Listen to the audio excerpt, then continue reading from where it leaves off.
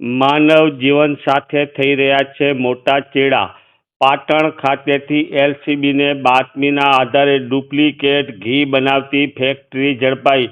પાટણમાં નકલી ઘી બનાવીને મોટી ફેક્ટરી ઝડપાઈ. પાટણ એલસીબીને બાતમીના આધારે નકલી ઘી બનાવતી ફેક્ટરી ઝડપી પાડી લાખો રૂપિયાનો મુદ્દામાલ કબજે કર્યો. સોયાબીન તેલ અને વનસ્પતિ ઘીની મિલાવટ કરીને અલગ અલગ પ્રકારના ઘી બનાવવામાં આવતા હતા.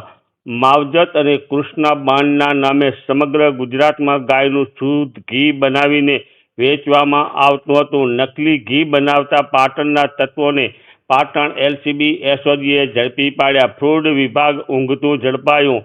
બનાસકાંઠા બાદ પાટણમાં પણ નકલી ઘી બનાવતી ફેક્ટરી ઝડપાઈ. પાટણના અશ્વિનભાઈ અંબાલાલ મોદી, તુમિલ અશ્વિનભાઈ મોદી તેમજ પ્રકાશભાઈ વરદલાલ મોદી ચલાવતા હતા નકલી ઘીની ફેક્ટરી. પાટણ એલસીબી એસઓજી તેમજ ફૂડ એન્ડ ડ્રગ્સ વિભાગ ટીમો દ્વારા સેમ્પલ મેળવીને પૃથ્થકરણ માટે લઈ જવામાં આવ્યા. 1 વર્ષમાં પાટણ એસઓજી એલસીબીએ અનેકવાર બાતમીના આધારે સફળ રેડ કરી છે, પરંતુ ફૂડ અને ડ્રગ્સ વિભાગ દ્વારા નકલી ઘીના કારોબાર પર કોઈપણ કાર્યવાહી આજ દિન સુધી કરવામાં નથી આવી. તેને લઈને ફૂડ વિભાગ ઉપર લોકો ઉઠાવી રહ્યા છે સવાલ.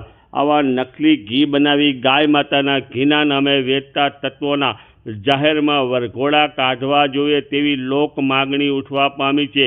નકલી ઘી બનાવીને લોકોના જીવન સાથે કરતા હતા ચેડા. નકલી ઘીની પાટણમાંથી ફેક્ટરી પકડાઈ. પાટણ અને ડીસા બાદ હવે પાટણમાં પણ નકલી ઘીની ફેક્ટરી પકડાઈ છે. ઘી ખાતા પહેલાં ચેતજો. આવા લેભાગુ તત્વો પોતાના સ્વાર્થ ખાતર માનવ જીવન સાથે કરી રહ્યા છે ચેડા.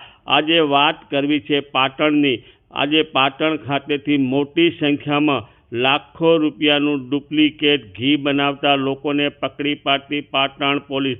પાટણ પોલીસની કામગીરી એલસીબી એસઓજીની લોકો તેમની બિરદાવી રહ્યા છે, કારણ કે લોકોના માનવ જીવન સાથે ચેડા કરતા તત્વોને પકડી પાડતી પાટણ એસઓજી એલસીબી બંનેની કામગીરીથી લોકોમાં ખુશી, જ્યારે ફૂડ વિભાગની કામગીરીથી લોકોને ન ખુશી હોય તેવો જોવા મળે છે, કારણ કે ફૂડ વિભાગ ઊંઘતું ઝડપાયું છે. પાટણમાંથી મોટી સંખ્યામાં ડુપ્લિકેટ ઘી ઝડપાયું.